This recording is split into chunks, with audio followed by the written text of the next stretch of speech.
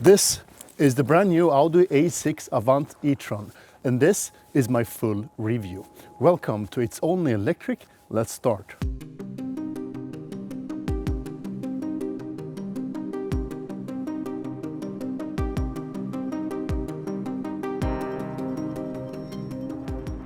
This is the latest addition to the EV market of wagons, stations, tourers, and it's a big one, measuring 4.9 meters in total length with a wheelbase of 2.95. Curb weight is just around 2.2 tons.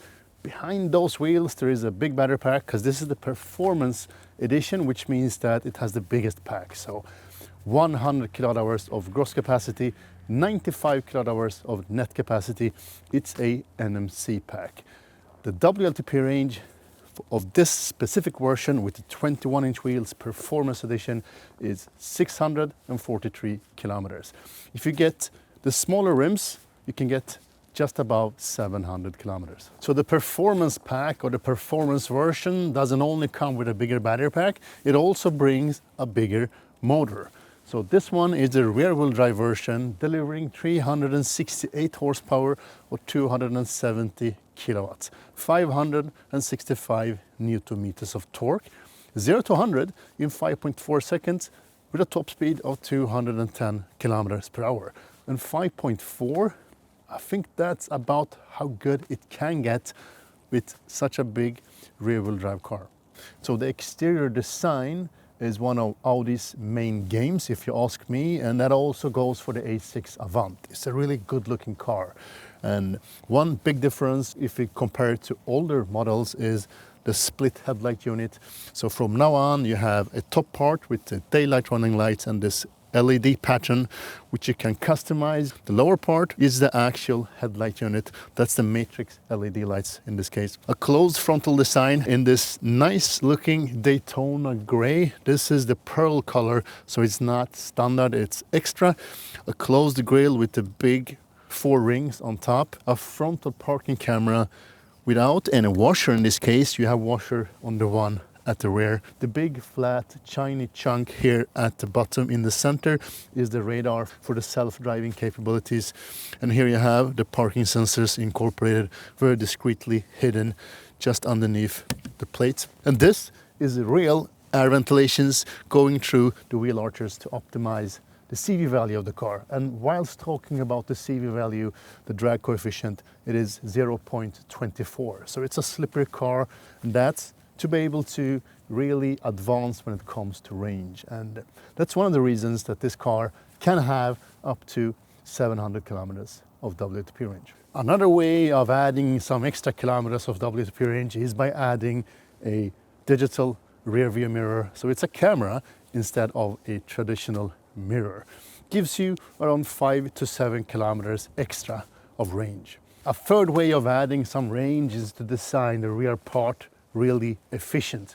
As you see here, a big air spoiler at the top and a really nice looking profile.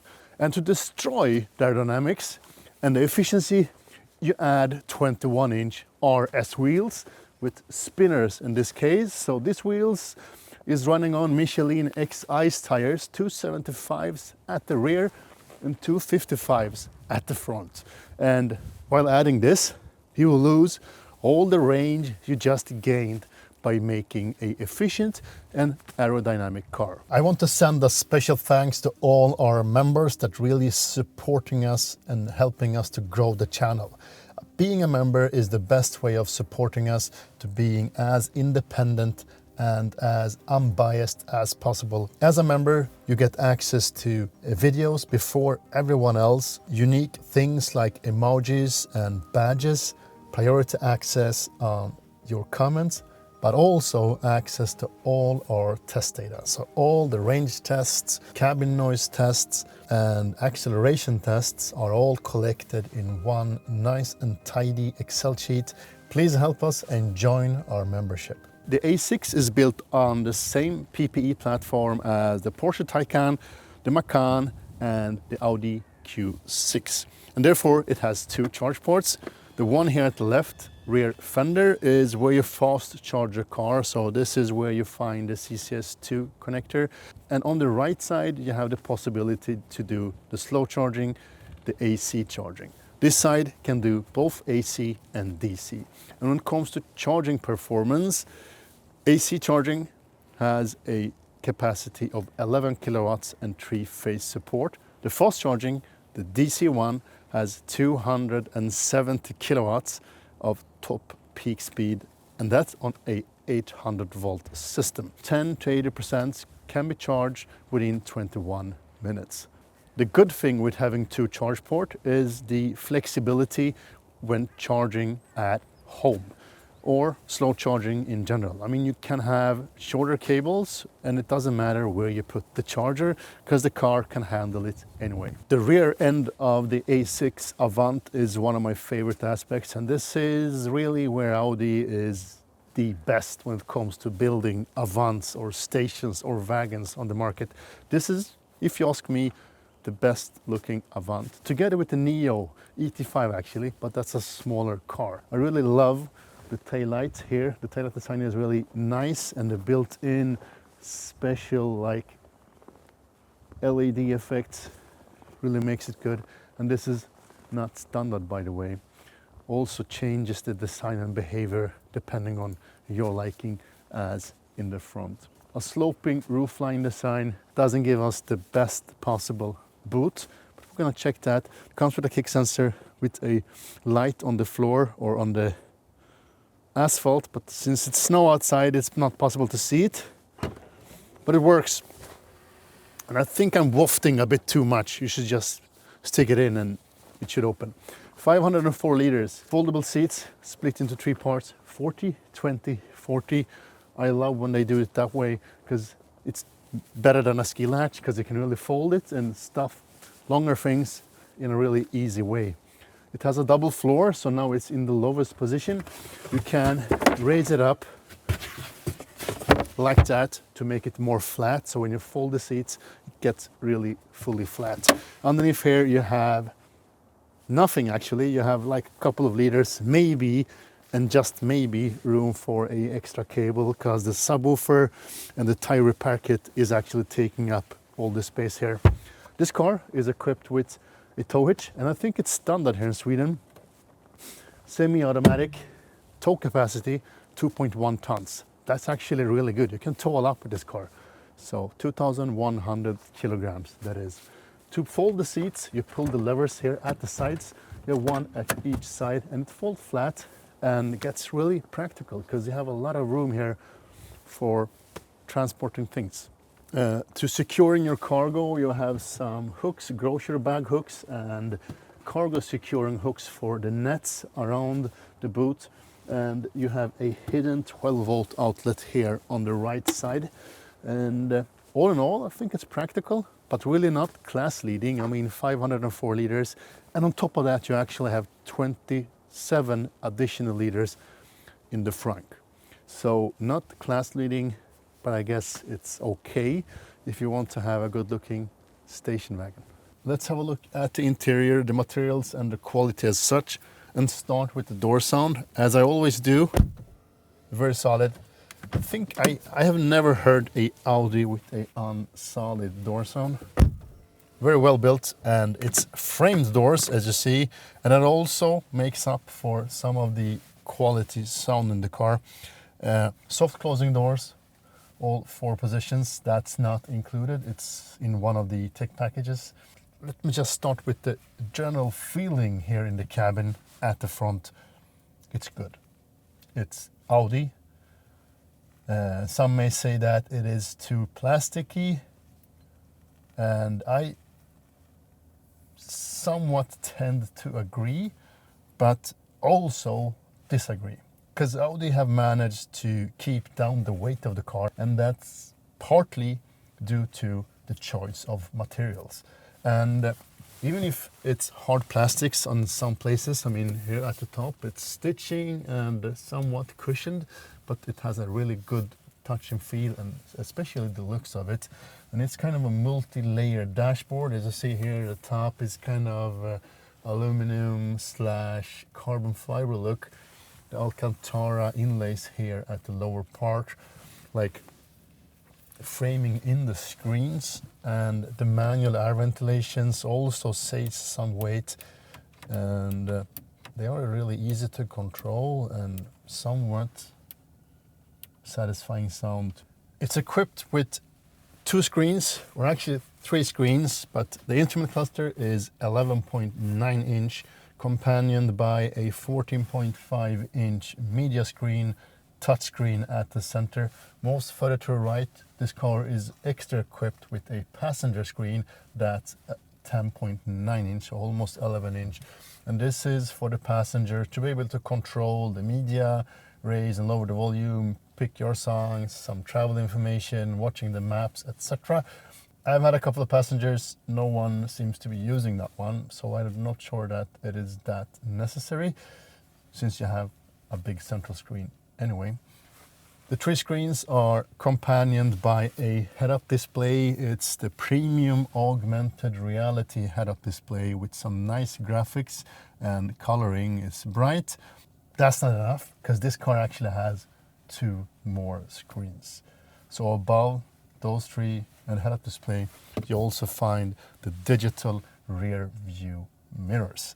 I'm not sure if I like them or not. I mean, they work good, and sometimes night-wise I think they actually add to a classical mirror and they act better in some parts. For instance, when it's dark, the camera actually gives you and presents a better view than you get in a regular mirror. But in other parts, for instance, when parking and navigating in narrow spaces, it's a bit harder to get the view, to understand, and for your brain to process the image. Because normally you can like move your head or your eyes to be able to change your view upon the mirror, but on a screen that's not possible. You can like move it manually, but you can't do that every time you park. So in some cases I would say that a regular mirror is better. Another case where a regular mirror is better is when you hit some fog, or in frosty days, for instance, when you exit a garage, or if you have just washed your car, you may get some moist on top of the camera, which makes the image dimmed. Doesn't seem to be any quick way of defrosting that one, because it took some time for me to like get rid of that misty picture. One plus side though is, even if your side windows are frosted, you will be able to see and get a good image on the outside.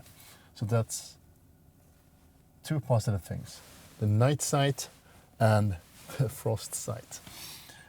But I still think I will pick the traditional mirrors instead of these digital ones, because they don't add enough for that price.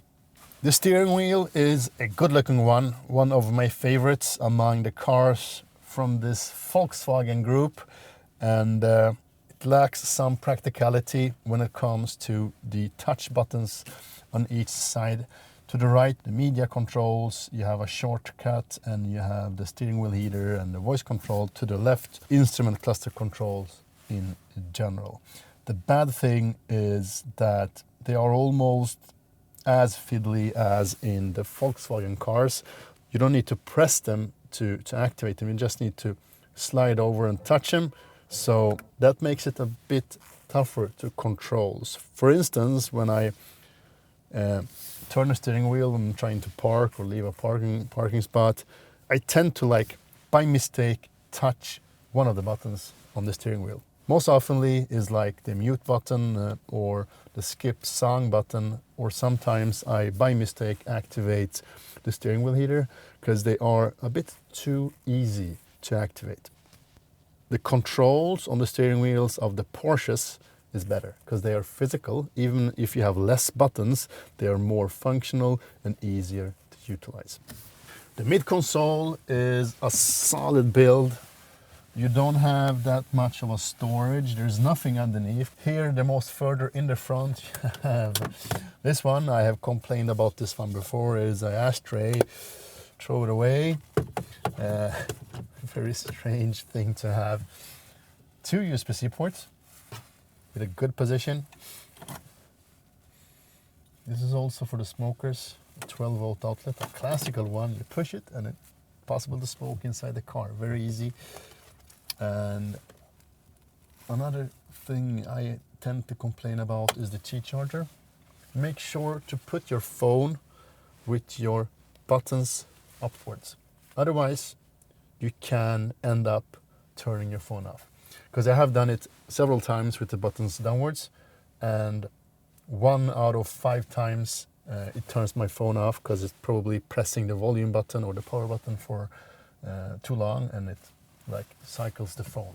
So that's pretty annoying, but when you get that right, it's a fast charging Qi charger and it works good. So if you continue downwards, we have the central part of the midsection here. We have the start and stop button. That's the power on and power off one. The drive mode selector, the toggler, the hazard lights, the anti-spin or ECS control function, and the volume knob. You can press it for like pause and play the music. So good controls. Underneath that, you have the 360 view camera activation and the park assist functionality. The park sensors, you have a park button, and you have the gear selector. A tidy and nice looking compartment here. I think it's nice. What I think is not that nice is the choice of black piano finish, because it's very prone to fingerprints and also scratching. This is a hidden part with 2 cup holders, adaptive, so that's good. Just behind that, we have a small amount of storage underneath the armrest, and the armrest is adjustable, so you can make it stay in different positions. So when it comes to storage here in front, you have a classic glove box, some storage. You have the pockets in the doors, also with some good amount of storage. And the mid console, as I said, is a bit small when it comes to storage, but all in all, I think you will be fine with available storage here in the front. The seats. This is the sport seats, so they are equipped with Alcantara finish with stitching here in the mid parts. Around that there is fox leather, and good thing is that it has a extendable thigh support. Even if it's manual, it really gives me a pleasant seating position because I can also adjust the angle fairly good. And I'm tall because I'm 6'4" and 193 centimeters, and this seat gives me a good support, and I really like it in 2 ways. It's good looking and very nice to travel in. It's not too soft, it's not too sporty, and it gives me enough of side bolstering both on the sitting position and here at the back. And the headrest is adjustable in, let's see, Y-axis and not in X-axis. But the positioning of it is okay. It is not super plush, but still gives me a good support. Let's check out the back seat.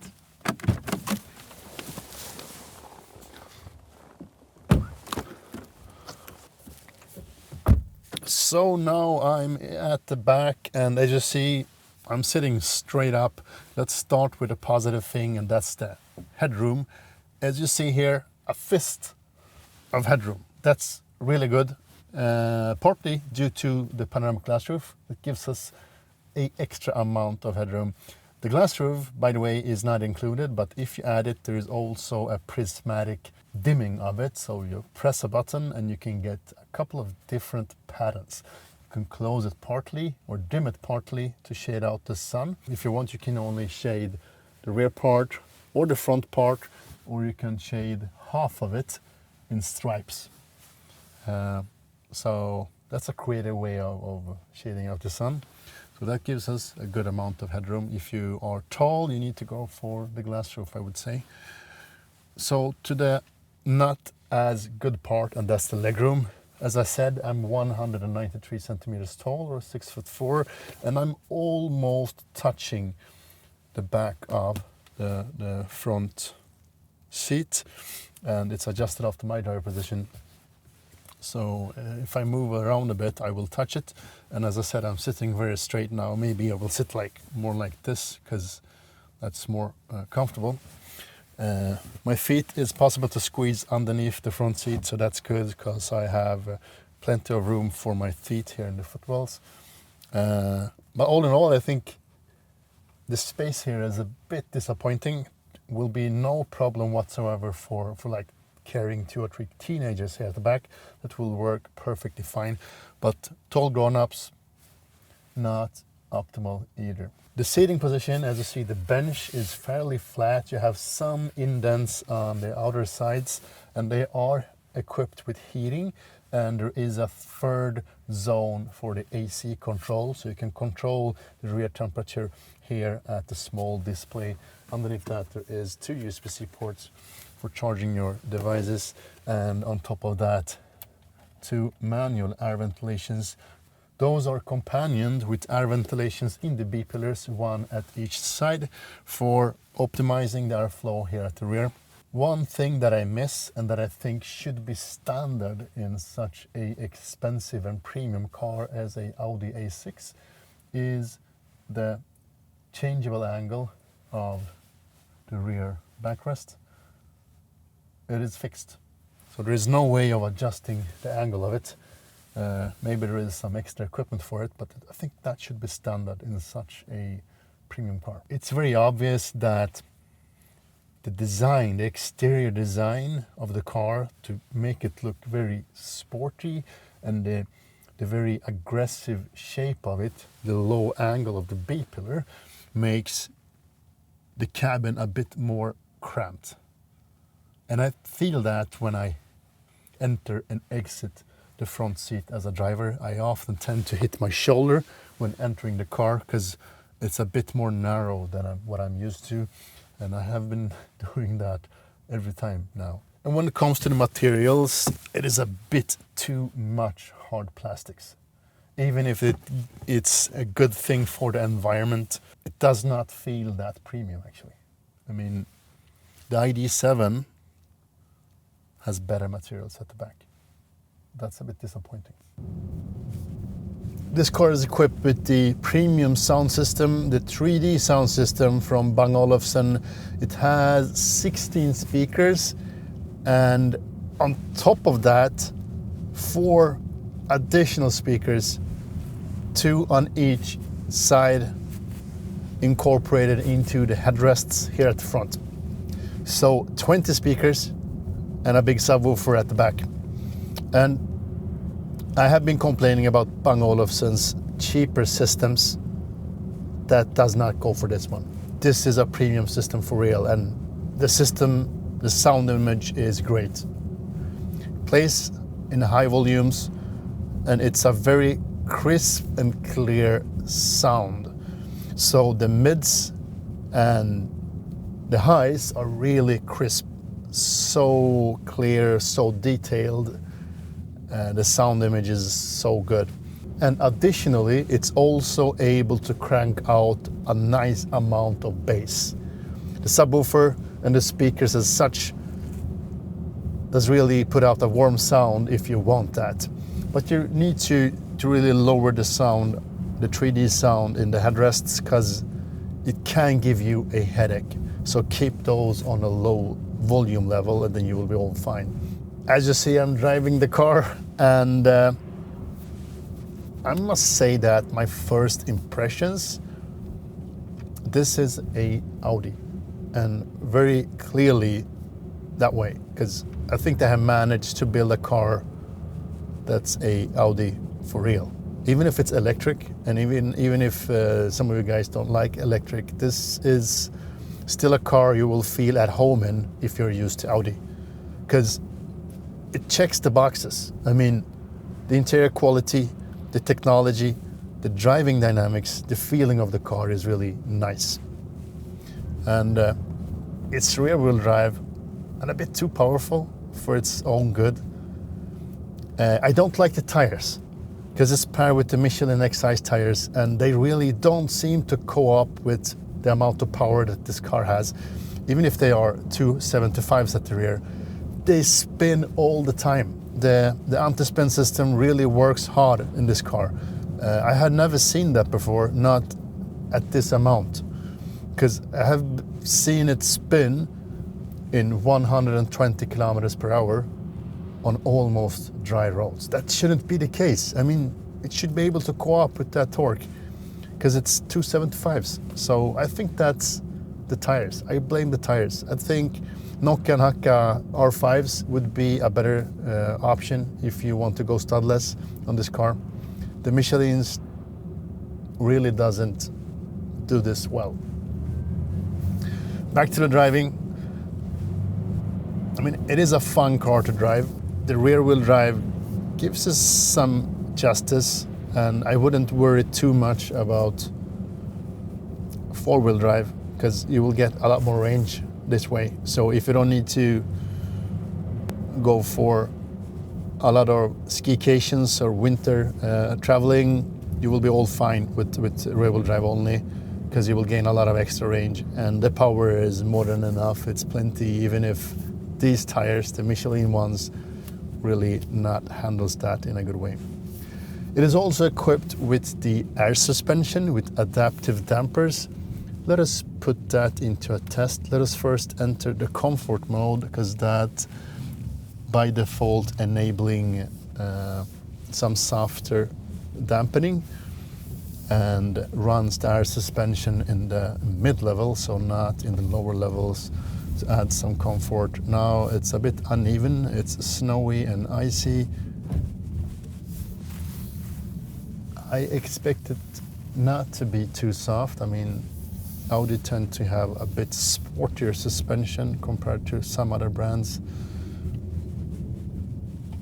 And I have heard others complain about that it is too soft. I do disagree. I don't think the suspension is too soft. I think the suspension is good. I mean, it behaves fine, and there's no missed sounds. It's silent. It can be a bit stiff, a bit harsh in bumps sometimes, but I like it more this way than too soft. I think this is a good balance between sportiness and comfort. And I have been driving it for a while now, so I have nothing specific or particular to complain about when it comes to the suspension. It comes with different levels, so if you put it into individual, you can adjust the level by changing the suspension setting. There is a couple of different levels on that one. So if we enter the individual mode, we can look at the customizable levels. You have the air suspension with dampening control, 3 different levels: comfort, balanced, and dynamic. When you set it to dynamic, it sets it to the lowest level, or almost the lowest level. And when you put it back into comfort, it will enter level 0, and balanced is also at that 0 level.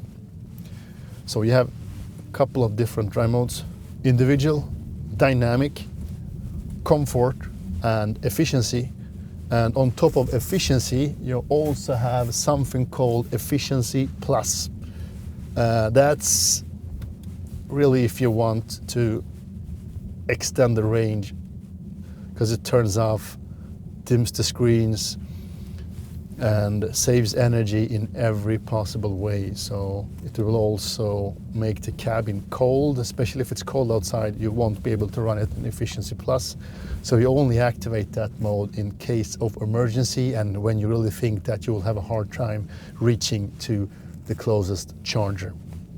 I always drive it in individual because I set it to my favorite settings. So I set the steering to dynamic. That's the stiffest mode. The air suspension in dynamic is a bit too stiff, so I put it into balanced. The sound is dynamic, that's the artificial sound, that's a bit more sporty sounding setting. The drive assist is set to dynamic, and Audi virtual cockpit layout is set to dynamic because I prefer that layout in the instrument cluster, because that's more or less the design of the instrument cluster. Gives you some different amount of information around the central part of the screen, but dynamic is what I prefer. So the difference between the drive modes, if I put it into comfort, it gets a lot softer in the suspension, and the body roll is a lot more. But it's still fairly powerful. Now I don't have the battery full, and it's a bit too slippery outside, so I won't be able to get full output for the moment. But it is a bit slower on the accelerator compared to the dynamic mode. So if you put it into dynamic, yeah, it's a lot more aggressive, and it's a lot more immediate, like pushes you back in the seat when you put it into dynamic. So you feel the difference in the responsiveness of the accelerator. It also changes the sound profile to dynamic, which is a bit more of a roaring sound compared to comfort. In comfort, it's silent. There is no artificial sound in comfort. So dynamic is clearly a lot more engaging. Let me put it that way. And efficiency is more or less like comfort, but with some less power than in comfort mode, so it's even less aggressive. It's very power building, slowly gaining power when you floor it. Doesn't give you that immediate access to the torque at the rear axle. So that's the drive modes. I don't know if you see it here on the screen, but there is something called automatic recuperation that takes us into the recuperation settings. So there is two main modes, D and B, and this is almost the same as in all other VAG cars from the Volkswagen consortium. But I think Audi has managed to do it the best. You have the best possibilities of settings, but also it's the easiest one to understand, at least for me. Let me know in the comments if you agree, but you can activate something called automatic recuperation, and that's the recuperation that adapts to the current situation you are in. I have talked about that before, but if you like have a car in front of you, it starts to add recuperation and adapts depending on the distance to the car in front of you. If you don't have a car in front of you, it just rolls or almost coasts for you. So it changes depending on the situation. And that's only available if you put the car into D. If you don't want to use the automatic recuperation, you can use the paddles. So in front of the steering wheel you have two paddles, and to the right you decrease the amount of regen, and to the left you increase the amount of regen, so it brakes more for you. And there's two levels. But it's still running on automatic. If you turn that off, it will only listen to the actual setting you have set it to. So no regen, half regen, or full regen. So if you put it into no regen and let go of the accelerator, it just coasts, rolls. There is no regen at all. If I put it into the second level, half regen, somewhere in between. This is a very unnecessary level of regen, but it's there. If you put it into full regen, that's the maximum amount of linear regen possible in D mode. But it doesn't come to a full stop because this is not a one-pedal driving setting. Now we're going to enter the last mode, and that's by switching from D to B. And B stands for brake. So what I do, I pull the lever, the gear selector towards me one more time, and then it enters B mode. B mode is one pedal driving. So if I let go of the accelerator, it comes to a full stop.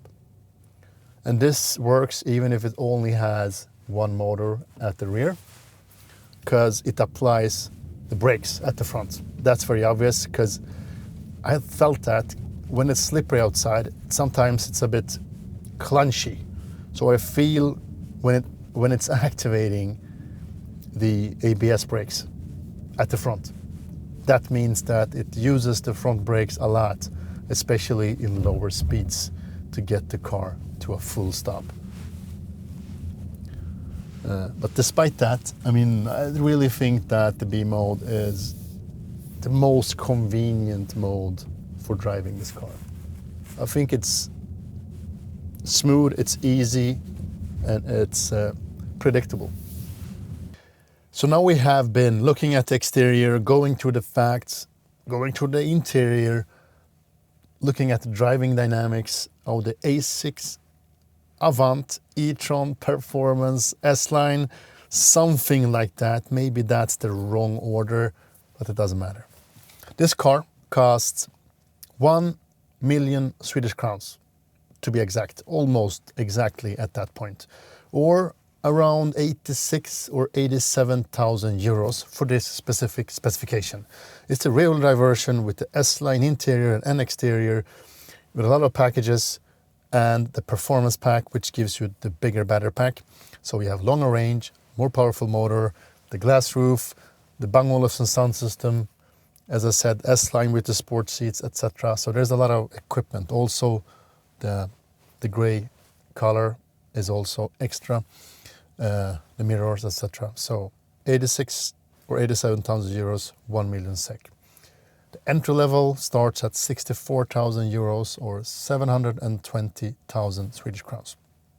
The thing is that the entry level price is really attractive when I think of it, because you can get the Volkswagen ID.7 station GTX for 700, so it's just slightly more than that. And for that you get a better looking car, slightly less practicality though. You can tow more with this one, but the boot is smaller than this one.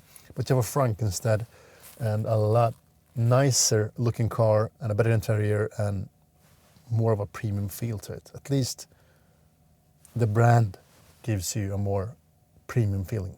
So maybe I would pick the entry-level A6 instead of a ID.7 GTX. Share the comments below. Would you go for the entry-level Audi A6 or the fully-fledged ID.7 Tourer?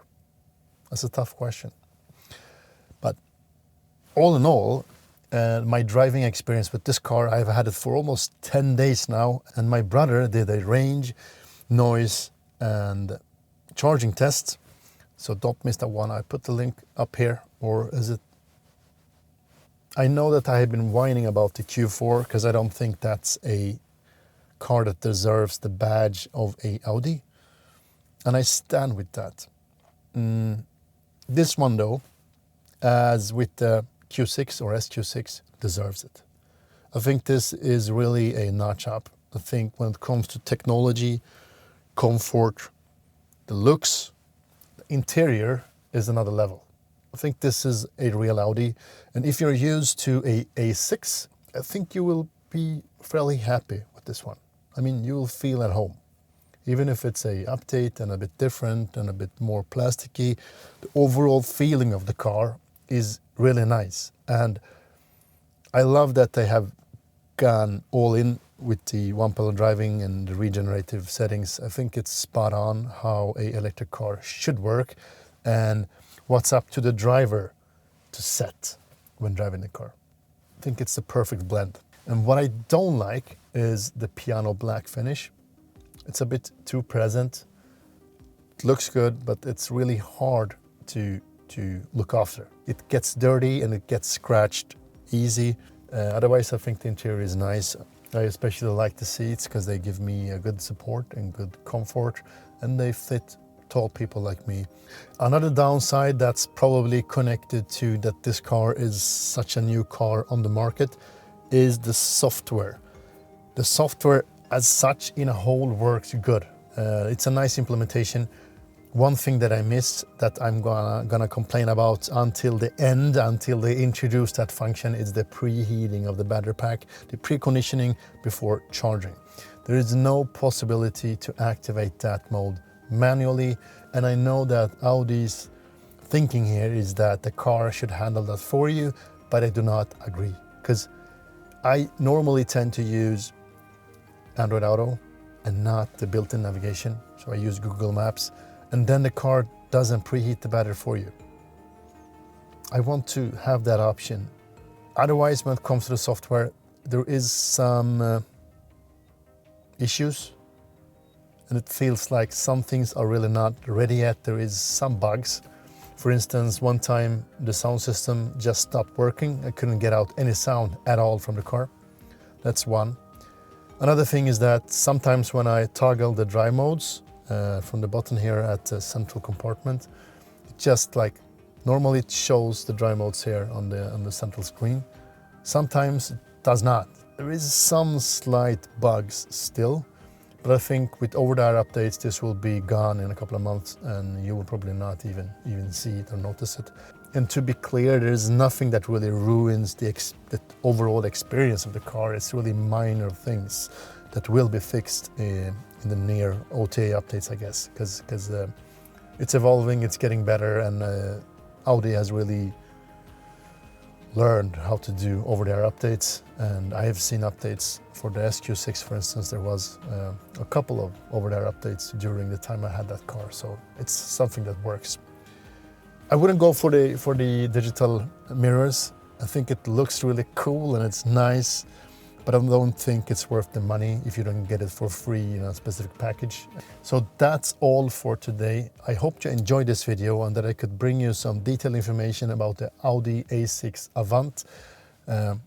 If you have any questions, please ask them below in the comments. Let us have a good discussion. And as I always say, please subscribe, like, and engage. And most importantly, stay electric. Thank you for watching. Speak to you soon.